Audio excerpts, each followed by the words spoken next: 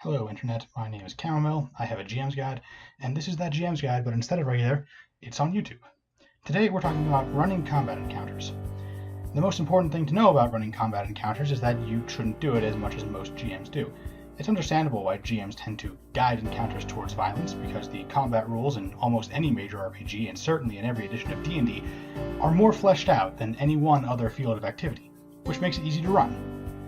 But it's important not to try and nudge players towards specific approaches to encounters.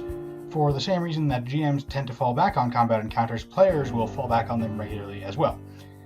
But they'll also want to not do that sometimes, and you should let them explore alternative options to resolving an encounter besides stabbing it to death. It helps keep them engaged if they can talk to something or sneak past something or whatever. If they're bored with combat, they can do something else. Players who take the pace into their own hands like this are generally really good players, and you don't want to kneecap them. So don't think of any encounter as a combat encounter. Players get to decide what kind of encounter it is, so don't fall into the trap of feeling like you're doing something wrong if your players end up talking their way through most or all of the encounters you expected them to fight. But, okay, your players have decided they do want to stab this particular encounter to death.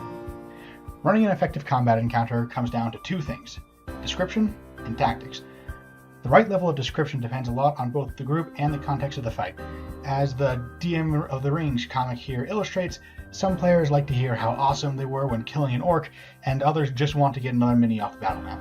Generally speaking, it's good to describe the first 2 or 3 times a certain monster type attacks, dies, or uses a special ability, and then after that, just adjust the numbers and move on. The first time the party fights a goblin shaman, you describe the goblin shaman reaching into his component bag for a sliver of never-melting ice and alchemical salt, rubbing them together between his hands, and then when he parts them again, a cone of cold shoots out to cover the battlefield. If the goblin casts another cone of cold in the same fight, you shorten it down to something more like the goblin collapses materials together into a cone of cold. If goblin shamans are common or long-lived enough to get 3 or 4 castings of that spell out, it's probably best to just say he's casting cone of cold again. Likewise with plain old goblins making regular attacks or dying off.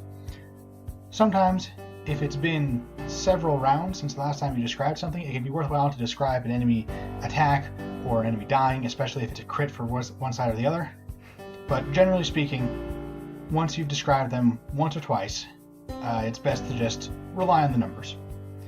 It can't be stressed enough how important it is to know your group for this kind of thing, though.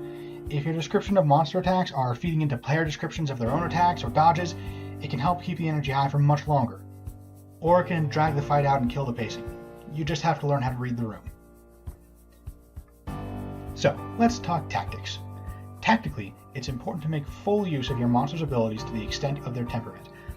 It's reasonable that a dim creature might do things like charge out of a choke point to fight the party out in the open even when outnumbered, or that a cautious creature might conserve its special abilities until their situation is desperate, out of fear that there might be another battle after this one is over. In general, though, monsters want to win, they know how to use their own abilities, and it's out of character for them to do anything else but what is most likely to defeat the PCs, with the exception of suicide tactics. A monster is generally not going to try and kill itself, even if that would plausibly bring the entire party down with them, because their goal is not simply to kill the PCs, it's to win the fight, which usually means surviving. Making good use of abilities makes enemies seem more distinct from one another too, and it puts pressure on the party to come up with specific counter strategies to different enemy abilities and rewards their thoughtfulness if they succeed. Plus it helps maintain verisimilitude. Both challenge and fantasy benefit from monsters fighting smart, at least so long as they're in an environment they're familiar with. Of course, smart monsters are more likely to TPK the party, and this leads to a temptation amongst GMs to have monsters act like idiots, quietly lose half their hit points, or decide to flee just as they seize the upper hand. Completely cleaning out the cast of main characters to replace them with new ones is not generally good for a story. Even Game of Thrones rarely kills more than a few major characters at a time. And even when it did, like the Red Wedding, it was a major turning point of the story, and had a lot to do with that story's themes. It wasn't a random occurrence. So GMs are rightly hesitant to TPK the party, but trying to prevent it last minute is a sloppy solution. It may be better than nothing, maybe, but first of all, even that isn't guaranteed. Sometimes it's better to let a TPK stand in order to preserve the illusion that the game world exists, that it's real, that you can die here. And secondly, even if you want to avoid all TPKs ever, which is a reasonable decision, you're much better off figuring out how to make that happen before it comes up, rather than just seeing the monsters getting the upper hand and nerfing them on the spot. We'll talk more about how to defeat your party without killing them all in the Art of Adventures and the Art of Campaigns. But for now, in the Art of Encounters, what's important to keep in mind is that monsters must fight to the best of their ability to survive in order to maintain both challenge and immersion. Being defeated is disappointing when it happens, but it makes it obvious that the victories are genuine, not just given to the players by fiat because the DM is their friend and refuses to ever let them lose. On a similar note, we mentioned earlier that PCs might try specific tactics to try and neutralize monster abilities.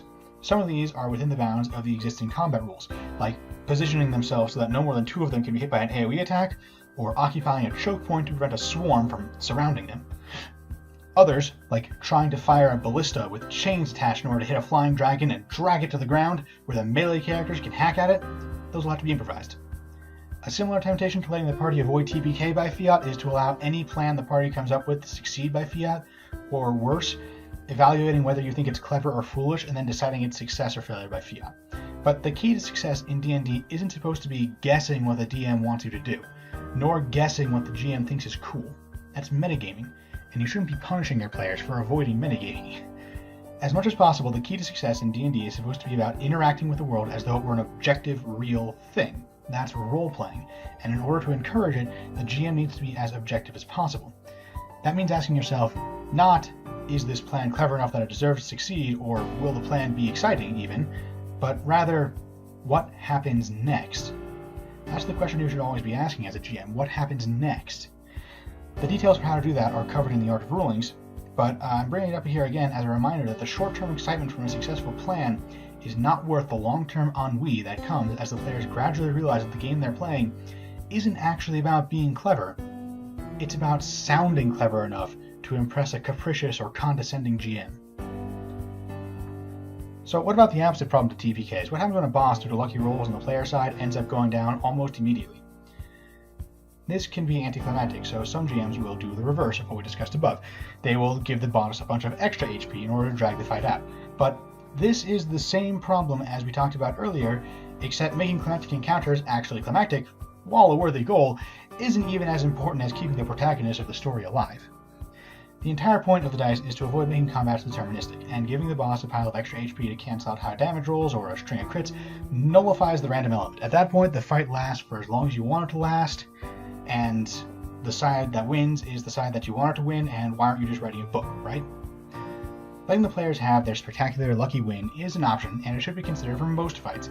Even if it's the boss of an adventure, it can be a lot of fun to just absolutely wipe out someone who receives 3 hours of build-up. But what about a villain who's received 3 months of build-up? If that guy goes down in 1 round, that's anticlimactic, so anticlimactic that it's usually a letdown even for the winning side. It makes all those 3 months of effort getting here seem kind of trivial if this guy was actually just a punk who was easy to kill. For these climactic arc-ending encounters, give the boss double HP, and then have it lose 10% of its newly increased HP each round for the first 5 rounds to a minimum of 1.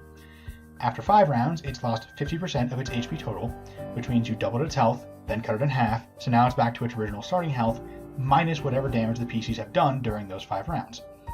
A string of lucky crits that killed the boss in 1 round under the normal rules will instead shave off half its health, and it will still be losing 10% every round. The string of lucky crits did make a difference to the fight, and the boss is very likely to go down before round 5 when the health depletion ends.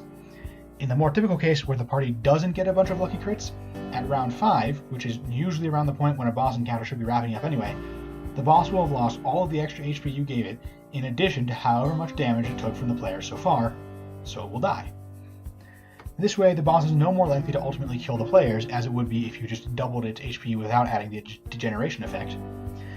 The players still gain an advantage from their lucky crits or cleverer strategies, reducing the boss's HP faster than normal, and will never loop around to doing so much damage that most or all of it gets ignored to let the boss stick around longer. But the odds of a 1-round boss kill are still dramatically reduced. When designing combat opposition, it's important not to just open up a portal to the elemental plane of orcs. Enemy variety is one of the most critical things to keeping combat interesting, and that means not just describing enemies as being different from one another, but also giving them different combat abilities. Not just different ability scores. An enemy with 2 less HP but 1 more damage per attack is barely distinguishable. Your players literally might not even notice. But combat abilities. A powerful attack on a recharge, an ability that does lots of damage but has a 1-round windup that can be interrupted if it takes damage, an ability that inflicts a status effect, an ability that changes the position in game, for example flight, burrowing, incorporeality, or the ability to crawl on walls, an ability that limits the player's ability to deal damage like fire resistance or immunity, forcing the wizard to dig through the spellbook for something other than his standby fireball, and so on. Don't just give these abilities to bosses, hand them out to mooks as well. Mooks who are fire resistant or who can fly and attack at range or who explode 1 round after they die make the entire adventure interesting and memorable, not just the final encounter. An encounter almost always benefits from having at least 2 types of enemy who have some kind of synergy with one another. For example, a weak enemy with a powerful ranged attack on a recharge will cower behind a bigger, tankier enemy while trying to recharge that attack. A healer who keeps the front line healthy in melee. Debuff casters who reduce the movement speed of party members while range attackers kite them. Sometimes these encounters work best with 1 mini-boss supported by lots of weak enemies, sometimes as 2 different mooks mixed together, sometimes as 2 or 3 powerful enemies each with unique abilities, a mini-boss squad. The 2 or more types isn't a universal law, only a general rule, so don't apply to situations where it doesn't make sense. Like a wilderness encounter with an owlbear, probably just has the owlbear. And there are some places where a lone monster really is more appropriate. A powerful legendary monster fought in its lair probably doesn't need any help. You can go ahead and just fight a dragon. Don't tell players directly what enemies can do. Give them the same information that enemies will use to select targets. Some enemies have heavy armor and others don't, and just like the monsters, players can probably guess that the lightly armored monsters are reasonably likely to be casters, especially if they don't have any obvious weapons, and obviously once a monster has cast Fireball, the players can be pretty confident that that monster can cast Fireball, and that other similar looking monsters probably have similar abilities. Clever monsters might intentionally mislead players by giving casters weapons they can't use, just to make them look like archers, but generally speaking, monsters are dressing to impress one another with the abilities they actually do have, not confuse enemies into thinking they can do things they can't. Monsters spend every hour of every day in the dungeon with each other trying to impress each other, being in a social circle together, but only maybe 30 minutes fighting adventurers, so they aren't generally going to optimize everything they do around that adventurer fight. When the combat music plays, sure, they're focused exclusively on winning the fight, but when they were getting dressed that morning, they were focused on looking good for their boss. So, that is the art of encounters. Next time, I may attempt another experiment where I will give an example of this kind of thing, although the last time I tried that it went horribly, so maybe I won't. Failing that, next time we'll be talking about stealth encounters. I'll see you there.